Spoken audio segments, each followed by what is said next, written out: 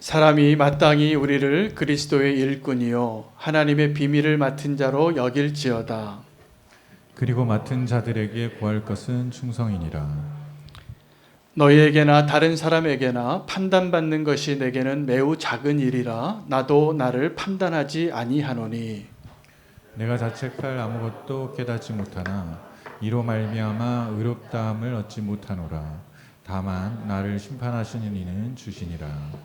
그러므로 때가 이르기 전 곧 주께서 오시기까지 아무것도 판단하지 말라. 그가 어둠에 감추인 것들을 드러내고 마음의 뜻을 나타내시리니 그때에 각 사람에게 하나님으로부터 칭찬이 있으리라. 형제들아, 내가 너희를 위하여 이 일에 나와 아볼로를 들어서 본을 보였으니 이는 너희로 하여금 기록된 말씀 밖으로 넘어가지 말라 한 것을 우리에게서 배워 서로 대적하여 교만한 마음을 가지지 말게 하려 함이라. 누가 너를 남달리 구별하였느냐? 내게 있는 것 중에 받지 아니한 것이 무엇이냐? 내가 받았은즉 어찌하여 받지 아니한 것 같이 자랑하느냐? 너희가 이미 배부르며 이미 풍성하며 우리 없이도 왕이 되었도다. 우리가 너희와 함께 왕노릇하기 위하여 참으로 너희가 왕이 되기를 원하노라. 내가 생각하건대 하나님이 사도인 우리를 죽이기로 작정된 자 같이 끄트머리에 두셨음에 우리는 세계 곧 천사와 사람에게 구경거리가 되었노라. 우리는 그리스도 때문에 어리석으나 너희는 그리스도 안에서 지혜롭고 우리는 약하나 너희는 강하고 너희는 존귀하나 우리는 비천하여. 바로 이 시각까지 우리가 줄이고 목마르며 헐벗고 매맞으며 정처가 없고 또 수고하여 친히 손으로 일을 하며 모욕을 당한즉 축복하고 박해를 받은즉 참고. 함께 읽겠습니다. 비방을 받은즉 권면하니 우리가 지금까지 세상의 더러운 것과 만물의 찌꺼기 같이 되었도다. 아멘. 하나님의 말씀입니다. 자리에 앉으시겠습니다. 오늘 말씀 제목은 왕노릇하는 성도, 종노릇하는 성도로 정하였습니다. 원래는 의문형의 질문이 있어야 하는데 만약 여러분에게 질문한다면 제가 왕노릇하는 성도가 되기를 원하십니까? 아니면 종노릇하는 성도가 되기를 원하십니까? 예, 용감한 분이 한 분만 대답해 봐주세요. 왕노릇? 네, 감사합니다. 너무나 솔직한 대답을 해주셨습니다. 우리 다 이 둘 중에 하나 고르라고 하면 왕노릇하는 것과 종노릇하는 것 중에 그 누구도 종노릇하는 거 원치 않습니다. 다 왕노릇하고 싶고 더 대접받고 인정받고 그것을 행복이라 생각하고 살아갈 것이기 때문에 그렇습니다. 오늘 바울이 고린도 교회에 여러 가지 그가 권면하는 내용들 가운데 아직도 첫 번째 주제가 안 끝났습니다. 그 첫 번째 주제가 뭐냐면 분열하는 교회예요. 그 나누어진 교회를 향하여 너희가 사람을 자랑하지 말라. 그리스도 안에서 아무것도 자랑하지 말라. 너희가 교만하다, 자랑하는 것이 무엇을 의미하는가를 다시 한번 가르쳐 주면서 오늘 바울이 그 분열하고 자랑하는 그 교회를 향하여 정말 우리가 성도로서 행복해질 수 있는 그 길을 다시 한번 확인시켜 주시고 깨닫게 해주는 본문이 되겠습니다. 그것은 다른 것이 아니라 내가 누구인지 바로 아는 것입니다. 여러분, 우리가 성도로 부름을 받았는데 성도라는 말의 의미가 얼마나 축복된 이름인지 모르겠습니다. 그것은 직분하고 다른 것입니다. 직분은 목사도 있고 장로도 있고 권사도 있고 다른 직분을 맡은 건데 어떤 분들은 그 직분을 오늘 이 고린도 교회가 분쟁한 것처럼 그것 가지고 차이를 느껴요. 그러나 이것은 축복의 차이나 분량이 아니라 맡겨진 일이 다른 것입니다. 그래서 우리가 직분이 아니라 내가 누구인가 정체성을 다시 한번 회복할 수 있게 되기를 바랍니다. 그래야 행복해집니다. 오늘 행복한 가정의 특성이 있었는데 정말 행복해지는 길은 정말 기뻐하며 예수님과 동행하며 살 수 있는 길은 내가 정확하게 누구인지를 아는데 그 비결이 있습니다. 바울이 이 분열하는 교회를 향하여 자기를 소개합니다. 뭐라고 소개하냐면 너희가 나를 하나님의 일꾼으로 여겨줬으면 좋겠다. 근데 하나님의 일꾼에게 하나님의 비밀을 맡겨주셨는데, 여러분, 저와 여러분이 다 성도로 하나님의 일꾼으로 부름받고 하나님 우리에게 맡겨주신 일들이 있는데, 그것은 비밀스러운 일이고, 그것을 오늘 다 압니다. 우리가 뭐냐면 십자가의 복음이에요. 그 복음을 살아내고 복음을 증거하는 일에 다 부름을 받았습니다. 그게 성도의 모습입니다. 그런데 우리가 이 하나님의 그 비밀을 맡은 자, 우리에게 감히 자격이 없는데 이 하나님의 비밀을 맡겨주셨는데, 그 맡겨주신 그 하나님의 일꾼들에게, 성도들에게 딱 한 가지를 요구하신다는 겁니다. 충성입니다. 그래서 맡은 자에게 요구한 것이 충성이라고 이야기했습니다. 여러분, 충성된 자 되시기를 축복합니다. 우리가 누군가에게 충성되라고 얘기한다는 것은 굉장히 부담스러운 이야기입니다. 충성하십시오. 그건 무엇을 의미합니까? 내 권리와 내 자유와 나의 것들을 포기하고 맡겨진 그 일을 더 우선해서 그 일을 끝내라는 거잖아요. 그래서 어떤 우리가 충성이라는 그 명령 앞에 설 때 우리의 첫 번째 반응은 좀 피하고 싶고 움츠리고 그리고 부담스럽고 이러한 느낌이 들 때가 많습니다. 그러나 오늘 첫 번째 1절 말씀에 사실 오늘 제가 전하고 싶은 내용의 핵심이 다 들어 있습니다. 하나님의 비밀을 맡은 자로 우리를 불러주셨는데, 우린 자격이 없고 능력이 없음에도 불구하고 하나님이 저와 여러분에게 성도라고 불러주신 거예요. 그리고 그 성도는 하나님의 일꾼으로, 마땅히 우리를 그리스도의 일꾼으로 인정해 주기를, 나를 그렇게 알아주기를, 내가 누구냐고 물으면 나는 그리스도의 일꾼입니다.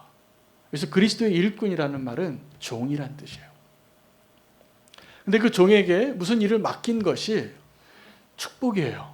여러분, 믿을 수 없는 사람에게 일도 안 맡깁니다. 누군가에게 어떤 일을 맡긴다는 것은 그 일을 할 수 있다고 해줄 것을 기대하고 신뢰하고 맡기는 거잖아요. 그래서 하나님께서 하나님의 일꾼으로 우리를 불러주시고 우리에게 맡겨주신 그 일에 그 우리가 해야 할 첫 번째 반응은 충성입니다. 그 충성이 쉽지 않아요. 여러분, 우리가 그 비밀이 예수 그리스도의 십자가인 것을 알고 다 아는데 이게 잘 안 됩니다.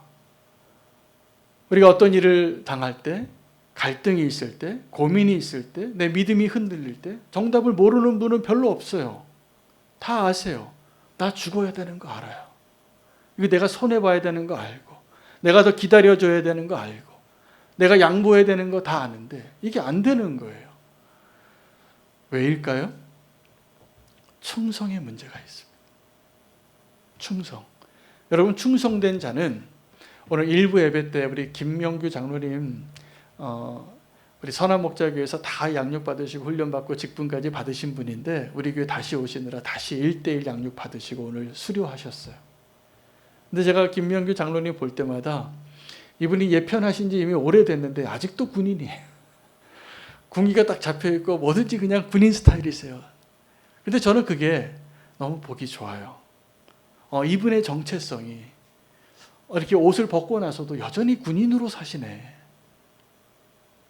군인 나오신 거예요. 여러분, 그리스도인에게 요구되어지는 충성이 이렇습니다. 어제는 우리는 교회 마을 리더들하고 상반기 결산을 하느라 함께 마을 리더 모임을 가졌습니다. 축복의 시간이 됐고, 함께 서로 이제 어떻게 그 마을 리더를 섬기셨는지를 나누는 자리에서 한 마을 리더분이 다른 마을 리더분에게 농담으로 이렇게 칭찬을 하시는 걸 제가 듣고 너무나 기쁨이 됐어요. 한 분이 다른 분에게 저분은 순종의 아이콘이래. 뭐든지 하면 그냥 무조건 하신다는 거예요. 그분이 성품이 너무 좋으세요. 너무 좋으시고 그냥 뭐 부탁하면 그냥 아멘하고 분명히 자기 생각이 있는데, 그래도 하나님의 뜻이라고 또 교회가 이렇게 하기로 한 것이 있다면 그냥 무조건 순종해 보시는 거예요. 결과가 어떻게 될까요? 열매가 많습니다. 아름다운 일이 일어나게 됩니다. 우리가 충성할 때 하나님이 열매 맺으시는 거예요. 우리가 정답을 모르지 않으세요. 대부분 정답을 너무 잘 알아서 충성에 실패하는 것. 오늘 분열하는 그 교회, 분쟁하는 그 교회를 향하여 바울이 다른 거 얘기하는 게 아니에요. 이 첫 번째 1절에서 답이 다 나왔어요. 나를 그리스도의 일꾼으로 여겨달라. 그리고 나는 너희의 주인이 아니라, 뭐라고 얘기했냐면 사람들이 나는 바울을 따릅니다라는 사람이 어느 정도 있는 거예요. 적어도 25%는 있는 거예요. 4명의 이름이 나왔잖아요. 바울과 아볼로와 게바와 그리스도와 4개의 파가 있는데 그 중에서 25%는 나를 지지하는 사람이에요. 예수님처럼. 그럼 그게 행복한 게 아닌 거예요. 왜 분열했냐고 지금 다시 한번 그 교회를 향한 하나님의 뜻을 전하고 있는 겁니다. 여러분, 충성이 저와 여러분을 살립니다. 오늘 그 충성으로 주님 앞에 서시는 자 되시기를 축복합니다. 예수님께서 제자들에게 따로 물으셨어요. 십자가를 앞에 두시고. 이제 그 제자들과 얼마 더 함께 있지 못한다는 그 시간적인 제한을 다 아시고 세상 사람들이 나를 누구라고 하느냐고 묻습니다. 그때 뭐라고 대답했어요? 정답에 아주 가까웠어요. 그리고 베드로가 대답합니다. 너희는 나를 누구라고 하느냐 물으셨을 때 주는 그리스도시요 살아계신 하나님의 아들입니다. 이 무식한 베드로가 성령의 감동하심으로 하나님이 주신 생각을 고백하니까 예수님이 칭찬하면서 너 이거 네가 맞춘 게 아니다. 내가 보니까 성령님이 도우셨다. 그리고 그 고백 위에 내가 교회를 세우겠다. 칭찬하셨어요. 그러면 여러분, 예수님께서 이 제자들에게 이 질문, 세상 사람들은 나를 누구라고 하느냐, 너희는 나를 누구라고 하느냐 질문하신 이유가 주님께서 그 제자들과 세상 사람들의 인정을 받기 원하셨기 때문입니까? 아니면 제자들이 그것을 알아야 살기 때문이었습니까? 주님은 그것으로 인정받고 싶은 마음이 전혀 없어요. 그 인정받을 일도 아니에요. 당신이 나를 인정하고 나를 지지해 준다고 그것이 나를 기쁘게 하지 않습니다.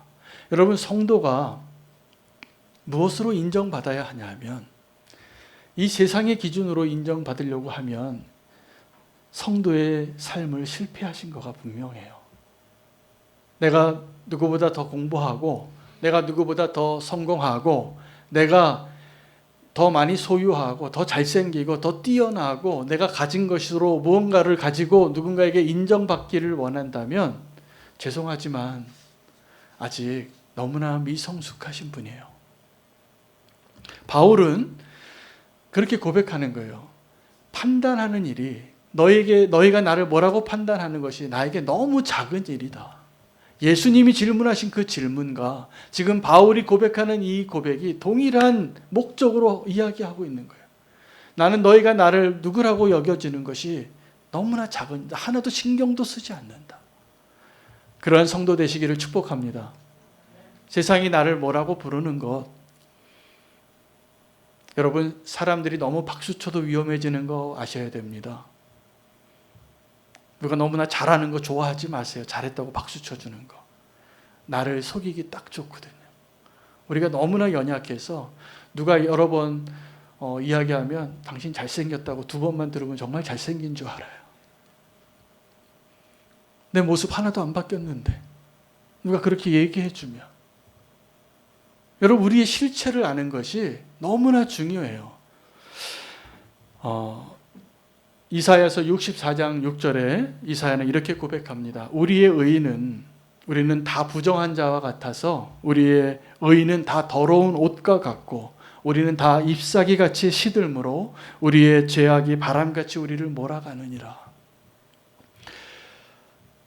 이사야가 보기에 이사야는 하나님의 사람으로 의로운 삶을 살았습니다. 그 부름 받은 그 순간부터 나의 거룩하지 못한 것을 깨닫고 화로다 나여 내가 입술이 부정한 가운데 살아계신 하나님을 보았다고 두려워하던 사람이에요. 그가 그 나라가 멸망해가는 가운데에도 하나님의 말씀을 붙잡고 선포하며 거룩한 자로 의로운 말씀을 전했지만 뭐라고 고백하냐면 우리의 의가 다 더러운 옷과 같다는 거예요. 지금 이 자랑하는 고린도 교회 성도들에게 바울이 이야기하는 게 바로 그거예요. 자랑하지 말고 내가 사람들에게 어떻게 평가받는가에 좌지우지 되지 말라는 것입니다. 제가 얼마 전에 SNS에서 올라온 한 사진을 보고 속으로 한참 웃었습니다. 뻥 터졌습니다. 어떤 멋진 여자가 투피스를 멋있게 딱 입고 명동거리를 거니는데 그 뒤에 치마 끝에 두루마리 휴지가 이만큼 달려있는 거예요. 그 사진 보신 적이 있는지 모르겠지만 저는 너무 웃겼어요. 지금 그 사람은 그 명동거리에 제일 세련된 패션으로 쫙 멋있게 입고 멋진 여자가 걸어간 자기 뒤에 이 두루마리 휴지 달려있는 걸 알았으면 기절했을 거예요. 그런데 우리의 의가 바로 그렇습니다. 나는 지금 멋있는 옷을 입고 명동거리를 멋있게 사람들이 나를 다 쳐다보는데 쳐다보겠죠. 뒤에 두루마리 휴지가 있으니까. 그런데 사실은 자기가 멋있어서 자꾸 문남성들이 나를 쳐다보는 줄 알고 있는데 사실은 그 두루마리 휴지 때문에 웃는 거잖아요. 그게 쳐다보는 거잖아요. 여러분, 이 지구에는 아주 높은 산이 있습니다. 몇천 미터 높은 산이 있고 깊은 협곡이 있습니다. 아주 깊은 협곡이 있고 바다에도 그런 깊은 협곡이 있는데 이 지구를, 그 지구는 사실은 평평하지 않은 거죠. 하나님 산도 만드시고 들판도 만드시고 언덕도 만드시고. 근데 이 지구를 태양에서 바라보면 어떻게 보이냐 하면 탁구공 같이 보여요. 동그랗게. 이렇게 높낮이가 별로 없어요. 우리는 이 땅에 살면서 내가 조금 더 의롭다고, 나보다 조금 더 의롭지 못한 자를 심판하고 정죄하고 비교하고 좌절하고 기뻐하고 그런 가운데 살아가고 있는 겁니다. 여러분, 우리가 이 세상의 기준으로 내가 너무 의롭다고 생각하지도 마시고 또 내가 너무 부족하다고 좌절하지도 마시기 바랍니다. 우리가 그런 존재가 아니에요. 근데 세상은 우리를 자꾸 세상의 잣대로 그것이 성공했다고, 그리고 그것이 실패라고. 대부분 보면 제가 말씀을 통해서 인생을 보니까 우리가 실패했다고 생각하는 대부분의 시간들은 하나님의 기회예요. 그리고 세상에서 내가 성공했다고 생각하는 그 시간들은 너무나 위태로운 적이 너무나 많아요. 착각하는 거죠. 오늘 바울이 스스로 왕노릇하고 있는, 그래서 이미 배부르고 이미 부요해서 내가 왕과 같아서 남을 판단하고 이렇게 분열되어 있는 그 교회 사람들에게 선을 넘지 말라고 얘기합니다. 말씀 밖으로 넘어가지 말라고. 여러분, 우리는 넘지 말아야 할 선이 있습니다. 근데 그 선을 넘어가는 것을 성경에서 뭐라고 이야기하냐면 죄라고 합니다. 얼마 전에 우리 한국 영화계에 아주 유명한 영화가 외국에서 전 세계에서 인정받는 상을 받았습니다. 그 영화 다 보셨는지 모르겠는데 기생충이라는 영화입니다. 이 영화가 왜 전 세계적으로 이렇게 언어가 다른 비영어권 영화 중에서 그때 유일하게 오래간만에 이렇게 수상한 걸로 제가 알고 있는데, 그것이 가능했던 이유는 이 영화의 주제가 이 선에 대한 거예요. 가진 자와 갖지 못한 자, 그리고 갖지 못한 자가 이 가진 자들의 세계로 진입하는 게 얼마나 어려운가를 보여준 영화였기 때문에 전 세계 사람들이 다 공감한 거예요. 무슨 얘기냐면 이 세계에는, 이 세상에는 지금 보이지 않는 그 선으로 다 나뉘어져 있는 거예요.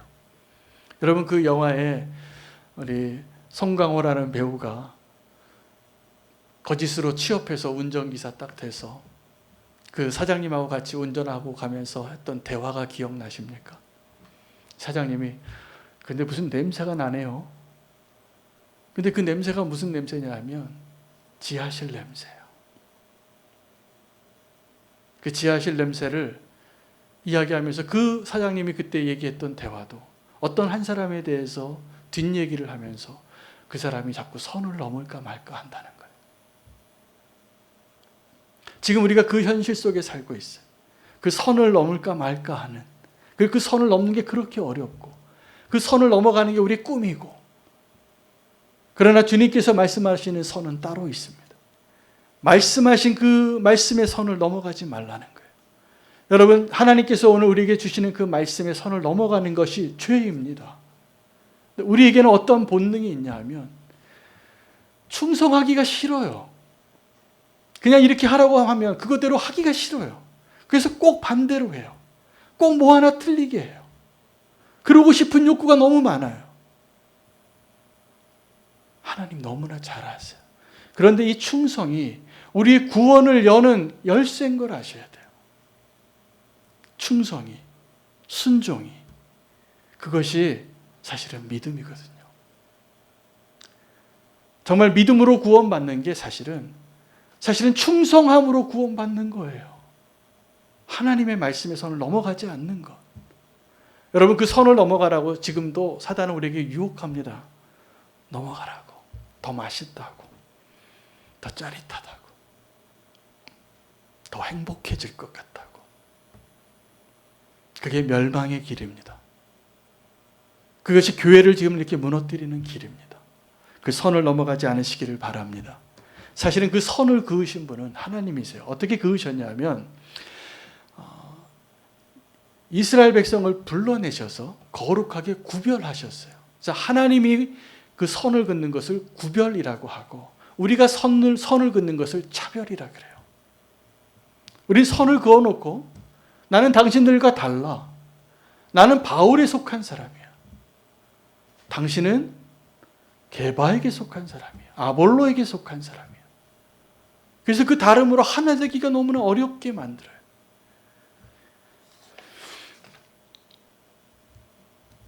아름다운 발걸음이 있고 위험한 발걸음이 있습니다. 그 선을 넘을 때의 발걸음인데 하나님의 말씀 밖으로 넘어가는 그 발걸음은 위험한 발걸음이에요. 오늘 그 고린도 교인들을 향하여 바울이 뭐라고 이야기하냐면 너희가 이미 배부르고 이미 풍요하러 와서 우리도 없이 스스로 왕노릇하고 있구나 라고 말합니다. 자, 왕노릇하는 것과 왕이 되는 것과 같습니까? 안 같습니까? 다릅니다. 근데 하나님은 저와 여러분을 왕 같은 제사장으로 왕으로 세우기를 원하시는데 많은 사람들이 왕이 되는 일에는 실패하고 왕 노릇을 하고 싶어요. 사울이 왕으로 세워질 때 사무엘이 마지막 사사로 선지자로 섬기고 있을 때 백성들이 사무엘에게 찾아와서 우리에게도 왕을 달라고 하나님께 요청해 달라고. 그때 당시에 그 이스라엘 12지파를 다스리던 지도자가 누구였냐면 그 영적인 지도자가 사무엘이었어요. 사무엘이 이제 그 자리 뺏기게 생겼습니다. 섭섭하지요. 그런데 그 섭섭한 사무엘을 하나님이 위로할 때 그들이 왕을 요구하는 것이 정확하게 무엇을 의미하는지 설명해 주세요. 이스라엘 백성들이 너에게 와서 왕을 구하는 것 때문에 네 자리 지금 실직자 된다고 자존심 상하고 마음 상해하지 마라. 그들이 너를 버린 것이 아니라 나를 버린 거다. 여러분, 우리가 하나님 앞에 왕을 구할 때가 많습니다. 그 왕이 뭐냐면 이 세상의 성공이에요.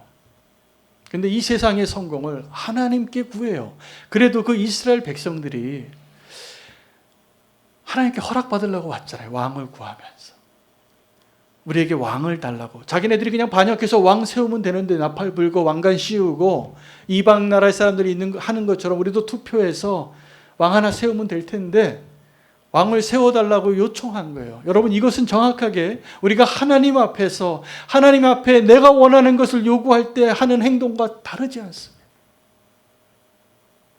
하나님께 구하죠. 하나님, 우리에게도 왕을 주세요. 하나님, 우리에게도 성공을 주세요. 하나님, 우리에게도 돈을 좀 주세요. 우리의 왕국을 좀 주세요. 하나님이 그때 마음이 무너지시는 거예요.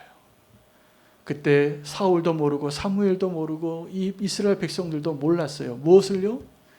왕을 요구하는, 하나님 앞에 나와서 왕을 요구하는 그것이 하나님을 버리는 것이라는 거죠. 지금도 교회 안에서 하나님을 버리고 왕을 구하는 백성들이 너무나 많아서 교회가 몸살을 앓습니다. 하나님께 왕을 구하는 거예요. 여러분, 하나님께 왕을 구하는 것은 첫 번째 무슨 의미냐면 하나님을 버린 것이고, 하나님 말씀해 주셨으니까 알게 됐죠. 또 하나는 우리 안에 내가 왕이 되고 싶은 마음이 드러난 거예요.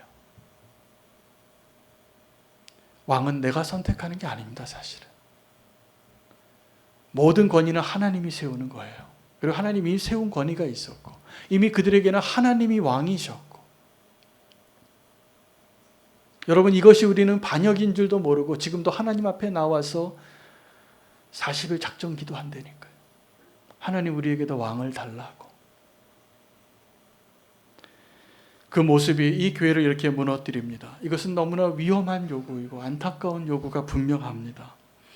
이 고린도 교회 성도들을 향하여 8절 말씀에 바울이 이렇게 8절 한번 띄워주세요. 이야기하는데 너희가 이미 배부르고 이미 풍성하여 우리 없이도 왕이 되었도다. 자, 여기서 왕이 되었는데 왕이 진짜 왕이 아니라 왕 노릇한 거예요. 그리고 우리가 너희와 함께 왕 노릇하기를 원하노라. 그리고 참으로 너희가 왕이 되기를 원하노라. 왕이 3번 나오는데 다 다른 의미예요. 그들이 왕 노릇했던 그 모습은 반역의 결과예요. 스스로 왕이 된 것. 마치 가시나무가 자기 스스로 높아져서 자기 능력도 없고 그늘도 없으면서 그 자리에 올라서서 사람들에게 와서 내 그늘 아래 피하라. 안 그러면 내가 칼을 휘두르리라. 이게 바로 왕 노릇하는 사람들의 모습이에요.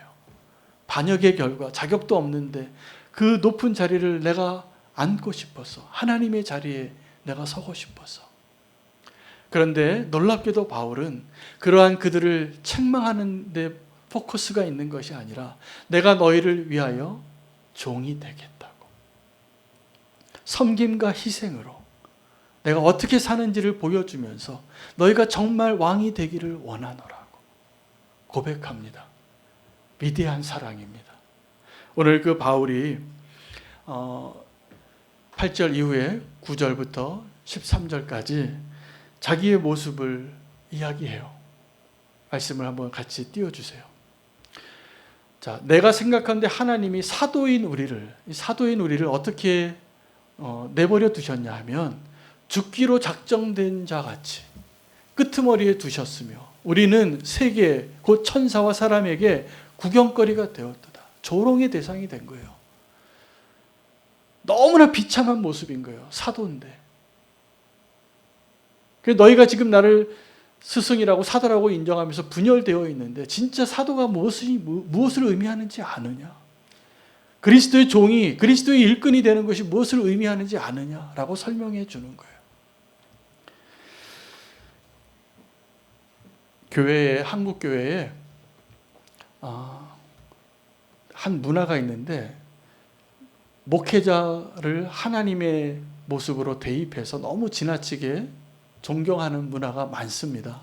이게 아주 좋은 순작용도 있지만 부작용이 더 많아서 제가 선교사로 외국 선교사님들과 함께 있을 때 항상 한국교회의 문제에 있어서 한국교회 목회자의 권위주의에 대한 기도 제목이 빠진 적이 없어요. 그들이 보기에 한국교회가 이게 위태로운 요소인 거예요. 그런데 제가 어느 날 목회를 하다가 어떤 집사님이 저하고 연배가 비슷한데 공식성적인 자리에서 또 공식적인 그 표현에서 우리가 목사님을 목사님이라고 부르지 말고 목사라고 불러야 된다는 거예요. 맞는 말이죠. 님자를 붙여야 될 때가 안 돼. 문법에도 안 맞고. 그런데 그 얘기를 듣는데 제가 기분이 나쁜 거예요. 제가 알았어요. 내가 종인데 종노릇하고 있는 가짜구나. 여러분, 이게 굉장히 위험한 상태에 있는 사람의 모습입니다. 누군가가 나를 종으로 여길 때 종 보고 종이라고 얘기하는 게 맞잖아요. 그런데 우리는 지금 어떻게 된 거냐 하면 종한테 종님이라고 안 부르면 기분이 나쁜 자가 된 거예요. 제가 기분이 나쁘다가 한 번 더 생각해 보니까 내가 회개해야 할 자라는 것을 하나님이 분명히 말씀해 주시더라고요. 너 지금 종 노릇하고 있구나. 여러분, 우리가 누군가가 나를 비난하고 나의 실체를 드러낼 때 그 사람이 진짜 그 모습으로 서 있으면 그걸 인정하고 회개합니다.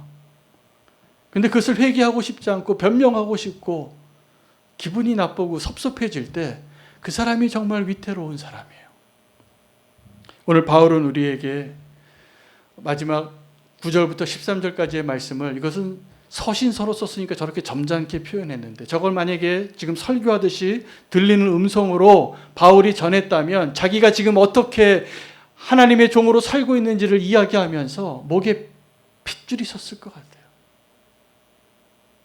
너희는 지금 왕노릇하고 있는데 사도인 우리들을 하나님이 어떻게 놓아두셨는지 아냐고, 죽이기로 작정한, 도살하기에 바로 직전에 있는 그 양처럼 우리를 저 끄트머리에 조롱거리로 비참한 모습으로 살게 허락하셨다는 거예요. 그러면서 이야기합니다. 10절에 우리는 그리스도 때문에, 근데 그 모습들이 다 이유가 하나예요.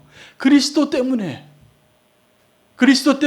우리는 어리석으나 너희는 그리스도 안에서 지혜롭고, 그리스도 때문에 우리는 약하나 너희는 그리스도 안에서 강하고, 그리스도 때문에 우리는 비천하나 너희는 그리스도 안에서 존귀하다. 여러분, 이것이 그냥 되어지는 고백이 아니라 그렇게 살고 있어서 가능한 거예요. 우리는 지금도 어떤 사람들이 많냐 하면 종노릇하는 사람이 많습니다. 겸손한 척해요. 하나도 안 겸손해요, 사실은. 그 겸손한 사람에게 누가 조금 더 겸손한 사람답게 그 사람을 비천하게 대하면 내 자존심이 움찔하는 거예요. 욱하는 거예요. 그 사람들이 바로 종 노릇하는 사람들이잖아요. 여러분, 제가 첫 번째 질문이 그거였어요. 왕 노릇하기를 원하느냐, 종 노릇하기를 원하느냐. 우리는 겉으로는 그때 다 우리가 그리스도인인데 종 노릇하기를 원합니다. 그렇게 말하지만 마음으로는 어떤 거예요? 내가 왕 노릇이 원하죠. 왕 노릇하기를 원하는 거죠. 그러나 두 번째 질문이 더 중요한 본질적인 질문이에요. 당신은 지금 종 노릇을 하고 있는 사람입니까? 아니면 종입니까? 우리가 하나님의 일꾼이라면 종인데, 여러분, 어떤 종이 바깥에서 하루 종일 농사하고 집안일하고 마구간 고치고 못질하다가 들어왔는데 저녁이 돼서 그 종이 들어오면 주인이 그 종에게 밥상 차려주고 수고했다고 땀 닦아주고 물 떠다 주는 주인이 있습니까? 없습니까? 아니에요. 그 종 보고 수고했다. 이제 내 밥상을 좀 차려라. 정말 종이 아니고 종 노릇하는 가짜 종들에게 주님이 말씀하신 거예요. 여러분, 충성이 뭐냐 하면, 내가 종 노릇하는 자는 충성에 실패한 사람입니다. 진짜 종으로 사는 자가 되는 거예요. 그래서 그는 더 놀라운 축복의 자리로 나아갑니다. 그래서 이 시각까지 11절이에요.